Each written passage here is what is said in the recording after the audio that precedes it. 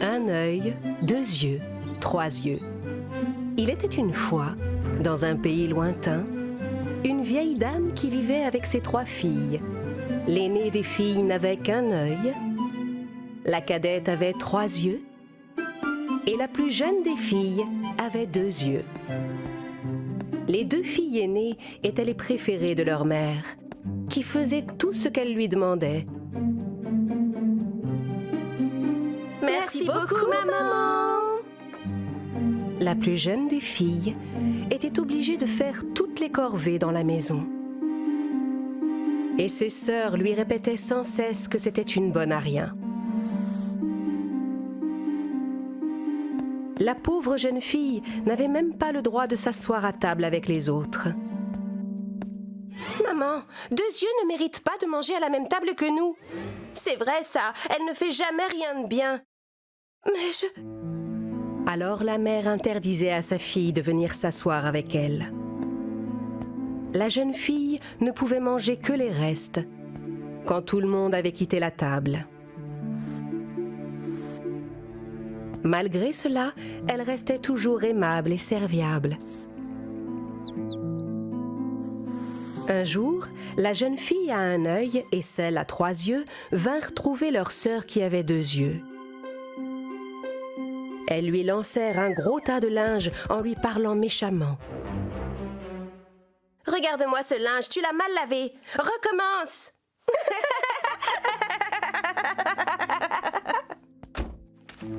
Deux yeux quitta la maison en pleurant. Elle alla à la rivière pour recommencer sa lessive.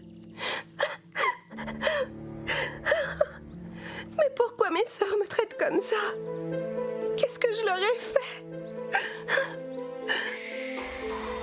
Tandis que la jeune fille pleurait, une fée apparut devant elle. La jeune fille était éblouie par la silhouette scintillante. Mais la fée ne montrait pas son visage. « Pourquoi pleures-tu, jeune fille à deux yeux ?»« Parce que je suis la plus jeune à la maison et ma mère et mes sœurs n'arrêtent pas de me dire que je suis bonne à rien. Elles me détestent et ne me laissent chaque jour que des miettes à manger. » Oh, ne pleure pas, jolie fille. Regarde, j'ai un cadeau pour toi. C'est une baguette magique. Si tu agites 3 fois cette baguette en faisant un vœu, il se réalisera.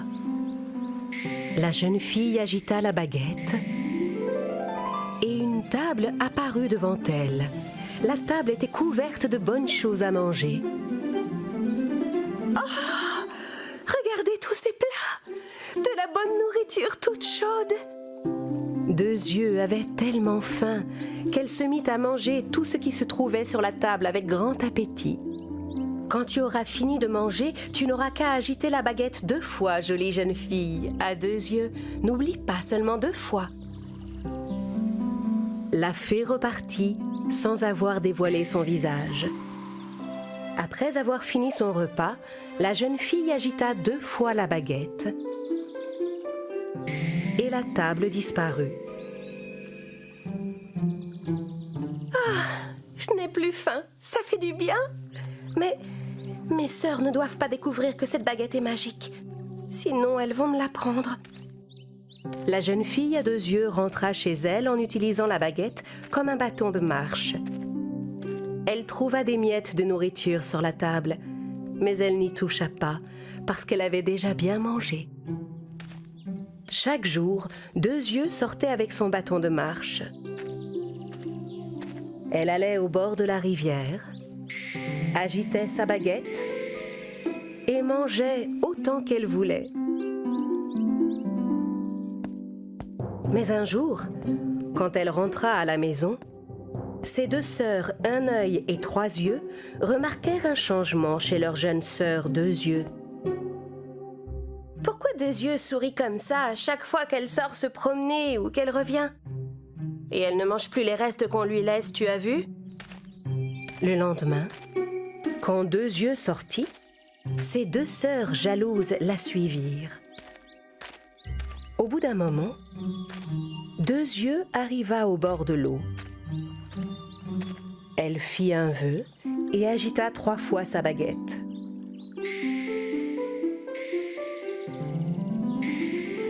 Une table couverte de délicieuse nourriture apparut. En voyant cela, les deux sœurs furent stupéfaites. Alors c'était donc ça. Chaque jour, elle va se régaler de délicieuse nourriture. Et elle ne nous propose pas de partager. Un œil et trois yeux rentrèrent chez elles et racontèrent à leur mère ce qu'elles avaient vu. La mère n'en revenait pas. Elle était très en colère. Les trois femmes se cachèrent pour attendre le retour de deux yeux. Quand la jeune fille entra dans la maison, sa mère se précipita vers elle, lui prit la baguette des mains et la cassa en deux. Non, maman! Pourquoi tu as fait ça? Comment oses-tu te régaler de festin en laissant ta propre famille ici mourir de faim? Ingrate, on ne te laissera plus rien! Deux yeux était bouleversée. Elle ramassa les morceaux de la baguette et sortit en courant. À cet instant, la mystérieuse bonne fée apparut à nouveau devant elle. « Ne pleure pas, jolie jeune fille. Prends les morceaux de la baguette et enterre-les cette nuit. Sous les rayons de la lune, tu retrouveras le sourire. » La mystérieuse fée disparut sans que deux yeux aient pu voir son visage. Le soir venu, deux yeux fit ce que la fée lui avait dit. Le lendemain, un arbre aux feuilles d'argent et aux fruits d'or avait poussé à l'endroit où elle avait enterré la baguette. Il était si brillant et majestueux que tout le monde en fut ébloui. La mère et les sœurs de deux yeux s'approchèrent de l'arbre pour cueillir ses fruits. Mais chaque fois qu'elle tendait la main vers un fruit, les branches de l'arbre se soulevaient pour les éviter. En voyant cela, deux yeux s'approcha à son tour. « Je peux peut-être cueillir un fruit de ce bel arbre, moi. » Aucune de nous n'a réussi. Pourquoi tu y arriverais? Deux yeux tendit les bras vers les branches de l'arbre. « Offre-moi tes fruits et ta joie, bel arbre scintillant. » À ces mots, l'arbre pencha ses branches devant deux yeux pour qu'elle puisse cueillir les fruits. Deux yeux voulut donner des fruits à sa mère et à ses sœurs, mais les trois femmes étaient folles de jalousie. Moi aussi, je peux très bien le faire. Regardez, ce n'est pas compliqué. Offre-moi tes fruits et ta joie, bel arbre scintillant. Allez, offre-moi tes fruits et ta joie, bel arbre scintillant. Allez, quoi? Mais l'arbre n'obéit pas aux ordres d'un œil et de trois yeux. Pourquoi ce maudit arbre ne veut obéir qu'aux ordres de deux yeux? À cet instant, un beau chevalier s'approcha, galopant sur son cheval. « Va-t'en d'ici, deux yeux. Va te cacher derrière un buisson. Tu vas nous faire honte avec ton égoïsme. » La pauvre deux yeux obéit et alla se cacher derrière un buisson, avec ses fruits dans les mains. Quand le chevalier arriva au pied de l'arbre aux feuilles d'argent et aux fruits d'or, il s'arrêta, ébloui. « Waouh! Si la propriétaire de cet arbre magnifique voulait bien me donner une seule branche d'argent, je ferais tout pour qu'elle soit la plus heureuse du monde. » C'est nous les propriétaires de cet arbre. Je veux bien vous donner une branche d'argent. Un œil et trois yeux sautèrent le plus haut possible pour attraper une branche de l'arbre, mais sans y parvenir. Elle n'arrivait même pas à effleurer les feuilles. « Vous dites que cet arbre est à vous. Alors comment se fait-il que vous n'arriviez pas à cueillir ses fruits ?» Deux yeux aurait voulu aller offrir des fruits au chevalier, mais elle avait peur de sa mère et de ses sœurs. Alors elle resta dans son coin et se mit à pleurer. C'est alors que la mystérieuse fée se montra à nouveau. « Écoute-moi bien, jolie jeune fille à deux yeux, prends une feuille de l'arbre et pose-la sur ton cœur. Puis avance-toi sans crainte vers le chevalier. » La jeune fille obéit à la fée et sa modeste tenue se changea aussitôt en une robe magnifique. Elle sortit de l'endroit où elle était cachée et se dirigea vers le chevalier en tenant les fruits d'or. Le chevalier fut subjugué par la beauté de Deux Yeux. Il ne pouvait cesser de la contempler. Moi, je veux bien vous offrir une branche d'argent et des fruits d'or. Tout ce que je souhaite maintenant, c'est faire que vous soyez toujours heureuse, mademoiselle. Accepteriez-vous de m'épouser? Charmé, Deux Yeux accepta bien volontiers d'épouser le chevalier. En voyant cela, la mère de Deux Yeux et ses deux sœurs eurent honte de leur attitude et s'excusèrent auprès d'elle. On pensait que tu n'étais bonne à rien parce que tu étais beaucoup plus jeune que nous. Mais tu es une bonne personne et tu as le cœur pur. Pardonne-nous, petite sœur. Deux Yeux, qui était bonne, pardonna à ses sœurs et à sa mère. L'arbre d'argent est à vous désormais. Prenez-en bien soin. Vous pourrez cueillir autant de fruits que vous voudrez. Quand Deux Yeux eut prononcé ces mots, la mystérieuse fée apparut devant l'arbre d'argent et dévoila son visage pour la première fois. Deux Yeux découvrit avec surprise que la fée avait 3 yeux et comprit qu'il suffisait d'avoir bon cœur pour faire le bien, quelle que soit son apparence.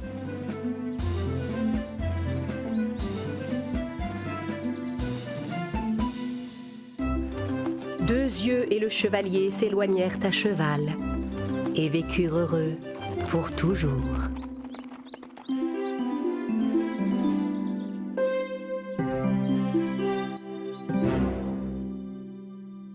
Les deux sœurs Manjita et Larina. Il était une fois 2 sœurs, Manjita et Larina, qui vivaient dans une petite maison. Manjita était une jeune fille travailleuse qui aidait son père chaque fois qu'elle le pouvait. Larina, elle, aimait se promener et s'amuser. Pour passer le temps, elle allait se regarder dans l'eau de la rivière et peignait longuement ses cheveux. Aujourd'hui encore, je suis la plus jolie, bien plus belle que ma sœur. Un jour, le père de Manjita et Larina dut partir pour un très long voyage. Manjita était très triste de voir son père partir, mais Larina était toute contente. Je vais pouvoir passer tout le temps que je voudrais au bord de l'eau. En l'absence de son père, Manjita dut travailler encore plus. Elle faisait le ménage dans la maison, préparait tous les repas et faisait la lessive. Le passe-temps favori de Larina était d'embêter sa sœur. Elle ressalissait la maison, versait de l'eau glacée dans la soupe. Pourquoi la soupe est encore froide? Et pourquoi ce tapis est sale? Je viens juste de le nettoyer. Ce sont les animaux que tu nourris qui ont dû le salir. Un jour, Larina alla se promener dans les bois. Elle s'amusait à cueillir des fruits pas mûrs et à les jeter dans l'eau. Au bout d'un moment, une vieille femme vint à sa rencontre. « Bonjour, jolie jeune fille. J'ai très faim. Tu veux bien me donner de tes fruits ?» Larina donna à la vieille femme les fraises des bois pas mûrs qu'elle venait d'arracher. « Tenez, mangez-en autant que vous voulez. Vous allez voir, ce sont les fraises les plus délicieuses du monde. » Dès qu'elle mangea les fraises acides, la pauvre femme eut mal au ventre. « Tu trouves ces fraises délicieuses, toi? Ouf! Enfin, merci quand même. » Dès que Larina s'éloigna, la vieille femme s'écroula. En allant chercher dans la forêt de quoi faire le repas, Manjita vit la femme sur le sol, malade. Elle la ramena chez elle et la longea sur un lit. « Pourquoi tu as ramené cette vieille femme chez nous? Elle sent tellement mauvais. » Ne dis pas ça, Larina. Cette femme est très malade. On doit la soigner et bien la nourrir pour qu'elle guérisse. Manjita prépara de la bonne soupe et des infusions d'herbes pour la vieille femme. Mais dès qu'elle avait le dos tourné, sa sœur Larina jetait la soupe en cachette et mettait de la terre dans la tisane. « Larina, c'est toi qui as mis de la terre dans cette tisane? Dis-moi la vérité. »« Non, c'est pas moi qui ai fait ça. C'est cette vieille femme bizarre. » Au bout de quelques jours, la vieille femme fut enfin guérie. Tu es une jeune fille très bonne, Manjita. Si jamais tu tombes malade, mange un peu de ces myrtilles spéciales. Tu retrouveras très vite la santé. Manjita était épuisée à force de travailler si dur chaque jour.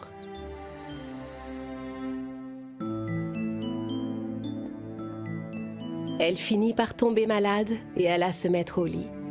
« Larina, tu peux m'apporter les myrtilles que la vieille dame m'a données ?»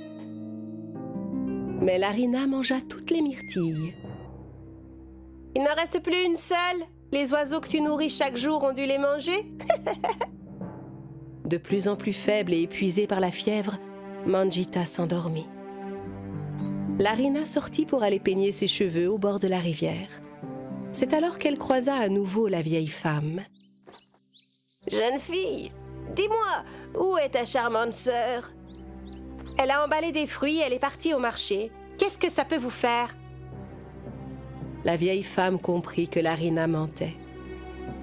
Elle alla immédiatement chez les jeunes filles pour voir Manjita. Quand elle vit la jeune fille qui l'avait aidée lutter contre la fièvre, la vieille femme fut bouleversée et fondit en larmes. Larina, qui la regardait par la fenêtre, laissa échapper un rire moqueur. Soudain, la vieille femme se transforma en une belle fée. Larina n'en croyait pas ses yeux. Elle se précipita dans la maison. « Mais alors vous êtes une fée?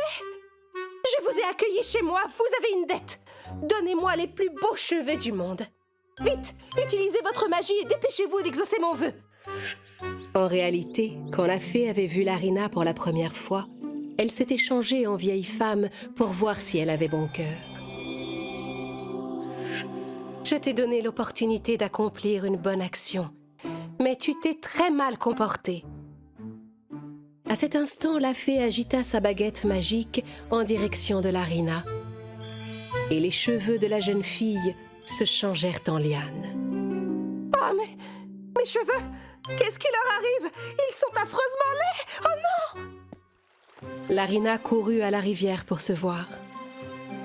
Des mouches voletaient autour de sa tête et soudain, ses cheveux se plantèrent dans le sol comme des racines. « Je suis devenue tellement affreuse! Je ne pourrai plus jamais me regarder! » Pendant ce temps, la fée fit manger des myrtilles magiques à Manjita, qui ouvrit enfin les yeux, guérie. « Merci, bonne fée, je me sens déjà beaucoup mieux. » La fée agita 2 fois sa baguette et changea la modeste maisonnette en un somptueux palais. Manjita était très impressionnée de se retrouver dans une telle demeure. Les bonnes actions sont toujours récompensées et ce beau palais est ta récompense. Merci, bonne fée. Où est passée ma sœur? Qu'est-ce qui lui est arrivé? Ta sœur passera le restant de ses jours à contempler son vilain reflet dans la rivière. Mais c'est ma sœur, je l'aime énormément. À quoi bon vivre dans cet immense palais si ce n'est pas avec elle? Rendez-nous la vie qu'on avait dans notre petite maison. Je ne vous demande rien d'autre. » La fée fut très heureuse d'entendre les paroles de Manjita. Elle changea à nouveau le palais en simple petite maison. Puis elle alla trouver Larina et redonna à ses cheveux le bel aspect qu'ils avaient avant. Larina serra Manjita dans ses bras. « Tu m'as délivrée. Je te demande pardon. Je vais être gentille maintenant. Je te le promets. »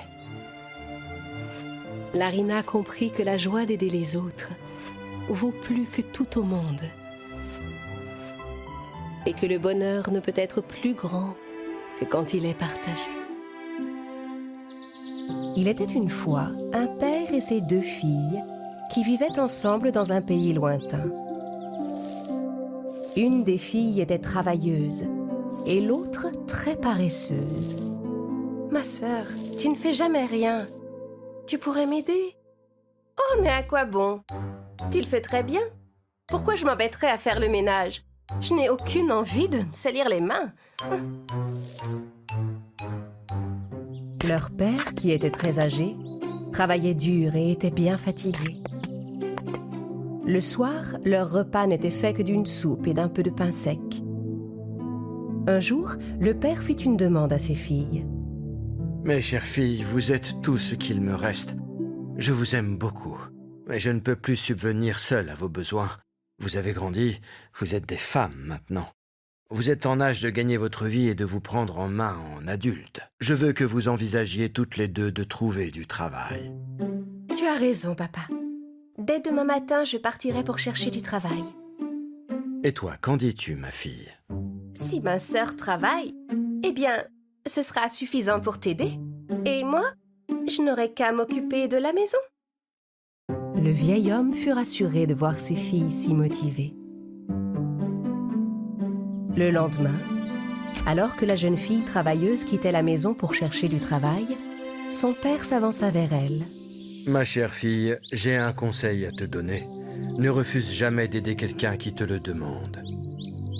Sois travailleuse, serviable, aime ton travail. Fais les choses qu'on te demande de faire avec soin et bonne volonté. Merci pour tout, papa. Je serai consciencieuse et je suivrai tes conseils. La jeune fille travailleuse se mit en route, tandis que la jeune fille paresseuse, qui prétendait s'occuper de la maison, ne faisait rien du tout. La maison était de plus en plus en désordre et plus sale de jour en jour. La jeune fille travailleuse marcha pendant des jours, sans trouver personne pour l'embaucher. En chemin, la jeune fille travailleuse rencontra un arbre dont les racines et les branches étaient toutes sèches. « Bonjour, jeune fille. Accepterais-tu de nettoyer un peu mes branches et de donner de l'eau à mes racines ?» La jeune fille travailleuse nettoya toutes les vieilles branches de l'arbre, sans se soucier de ses mains écorchées. Puis elle arrosa ses racines avec l'eau de sa gourde. « Ah, merci beaucoup, jeune demoiselle. Mais maintenant, c'est toi qui n'as plus rien à boire dans ta gourde. » Ça ne fait rien. Tu avais besoin de mon aide, alors je t'ai aidé. Je trouverai sûrement de l'eau quelque part en chemin. La jeune fille travailleuse se remit en chemin. Un peu plus loin, elle passa devant un four en pierre dont plusieurs parties étaient cassées. « Bonjour, jeune fille. Tu pourrais me réparer pour que j'aie meilleure allure ?» La jeune fille travailleuse ramassa de la boue par terre et reboucha toutes les fissures du four. « Merci beaucoup, jeune fille. Mais regarde, tu es toute sale à cause de moi. » Oh non, ça ne fait rien. Ne t'en fais pas. Tu avais besoin d'aide? Alors je t'ai aidé. La jeune fille travailleuse s'éloigna du four bien réparé et continua sa route. Au bout d'un moment, elle rencontra un petit agneau. Le petit agneau était noir comme du charbon, de la tête aux pieds. « Bonjour, jeune fille, regarde-moi. Je suis tombée dans un tas de charbon tout noir. Tu voudrais bien me laver dans l'eau du lac ?» La jeune fille travailleuse lava l'agneau avec l'eau du lac. L'agneau retrouva toute sa blancheur d'origine. Merci beaucoup. Mais à cause de moi, tu es toute mouillée maintenant. Tu avais besoin d'aide, alors je t'ai aidée. J'étais toute sale moi aussi. Ça m'a permis de me laver. La jeune fille travailleuse se remit en route. À la nuit tombée, elle arriva devant une somptueuse maison où vivaient 7 fées. La jeune fille travailleuse entra timidement. Bonsoir. Je suis désolée d'entrer chez vous sans y être invitée, mais je me demandais si vous auriez du travail à me donner. Tu peux rester ici si tu veux travailler pour nous. Nous avons 7 chambres en tout. Il faudra que tu nettoies 6 d'entre elles, chaque jour, consciencieusement, mais jamais tu ne devras entrer dans la 7e. La jeune fille accepta le travail. Elle nettoya les 6 chambres consciencieusement chaque jour, comme l'avaient demandé les fées, une année entière. Elle n'entra jamais dans la 7e chambre. Et quand elle eut gagné assez d'argent, elle demanda aux fées la permission de rentrer chez elle. « Bien sûr, jeune fille, tu peux rentrer chez toi. Tu l'as bien mérité. Mais dis-moi, pourquoi n'es-tu jamais entrée dans la 7e chambre? Mon père m'a appris à faire mon travail avec soin et bonne volonté. Mon travail chez vous consistait à nettoyer 6 chambres sans entrer dans la 7e. C'est ce que j'ai fait. C'est ce que vous m'aviez demandé. On aimerait te remercier non seulement pour ton travail, mais aussi pour ton dévouement et ton honnêteté. Suis-nous. Les fées invitèrent la jeune fille à entrer dans la 7e chambre. En ouvrant la porte, la jeune fille découvrit des tas de pièces d'or et d'argent. Tu peux te rouler au milieu des pièces d'or et d'argent, et toutes celles qui se colleront à toi t'appartiendront. La jeune fille travailleuse se roula en tous sens au milieu des pièces. En se relevant, elle brillait comme une étoile avec toutes les pièces collées sur elle. La jeune fille travailleuse dit au revoir aux fées et rentra chez elle. En chemin, elle rencontra l'agneau qu'elle avait lavé. Il était couvert de perles. Je n'ai pas oublié l'aide que tu m'as apportée, jeune fille. Serre-toi, prends autant de perles que tu veux. La jeune fille travailleuse remercia l'agneau, passa des perles autour de son cou et de ses poignets, puis se remit en route. Elle passa devant le four en pierre qu'elle avait réparé. Je n'ai pas oublié l'aide que tu m'as apportée, jeune fille. Serre-toi, prends tout le pain chaud, tous les gâteaux que tu veux. La jeune fille travailleuse mangea un morceau de pain cuit dans le four et en emporta avec elle pour rentrer à la maison. Un peu plus loin, elle vit l'arbre qu'elle avait arrosé. Il était couvert de fruits. Approche, jeune fille. Je n'ai pas oublié l'aide que tu m'as apportée. Serre-toi, bois, prends tout le jus de fruits que tu veux. La jeune fille travailleuse le remercia et but une gorgée de jus avant de repartir. Merci beaucoup. Quelle aventure fructueuse.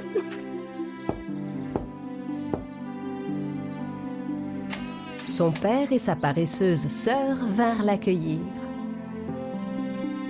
La jeune fille ouvrit son baluchon plein d'or et de perles. La jeune fille paresseuse fut folle de jalousie en découvrant que sa sœur était devenue si riche. Toutes ces pièces d'or. Je dois aller travailler pour une famille riche, moi aussi. Si ma sœur a reçu des perles, moi, j'aurai des émeraudes. La jeune fille paresseuse dit à son père qu'elle quittait la maison pour chercher du travail. Très bien, ma fille. Mais même à la maison, tu n'as jamais réussi à travailler. Tu es sûre que tu y arriveras ailleurs ? La jeune fille paresseuse s'en alla sans répondre à son père.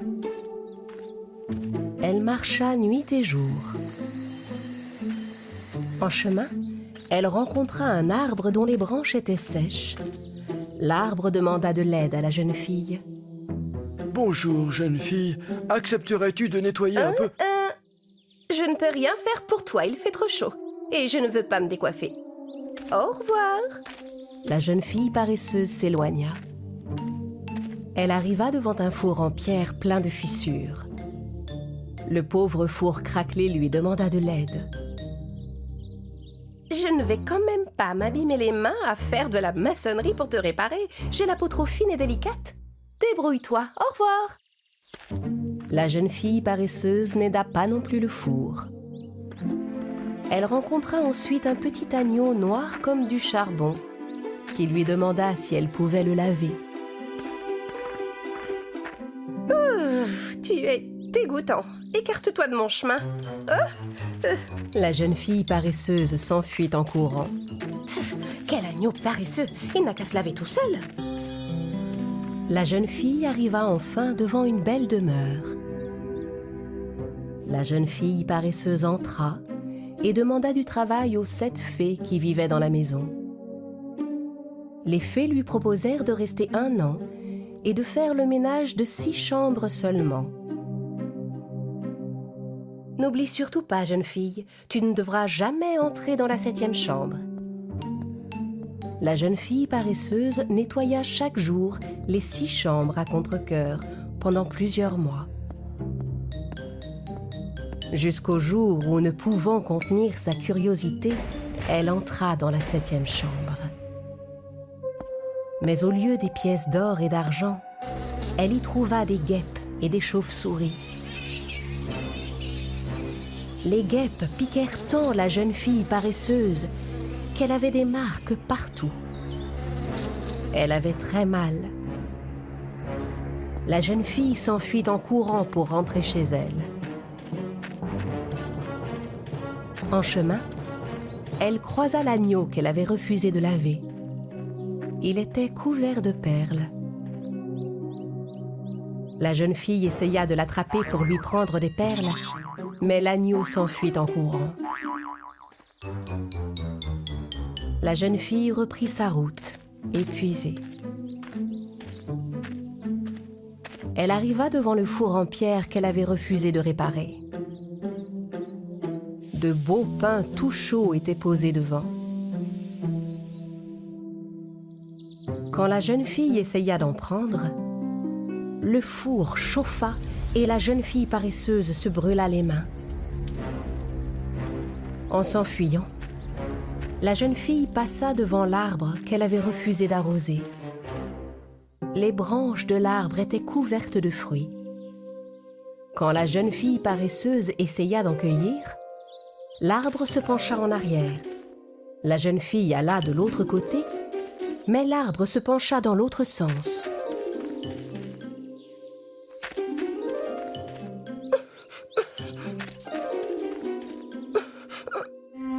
Fatiguée de courir partout, la jeune fille paresseuse finit par renoncer à cueillir les fruits. Elle marcha 2 jours de suite sans s'arrêter et arriva enfin chez elle. En la voyant arriver, les vêtements sales et couvertes de plaies, son père et sa sœur furent stupéfaits. Pleine de remords, la jeune fille leur raconta ses mésaventures. Je ne peux pas croire que ça fasse aussi mal. J'aurais dû les écouter. Me voilà bien punie. Ma très chère sœur, tu comprends maintenant combien il est important de ne pas ménager sa peine. Rappelle-toi, ma fille, si tu travailles dur, avec honnêteté et bonne volonté, tu seras tôt ou tard récompensée, mon enfant. À partir de ce jour, la jeune fille ne fut plus jamais paresseuse. Les 2 sœurs travaillèrent dur toutes les 2 et en furent bien récompensées. Et toute la famille vécut ensemble une vie paisible et heureuse dans leur charmante maison.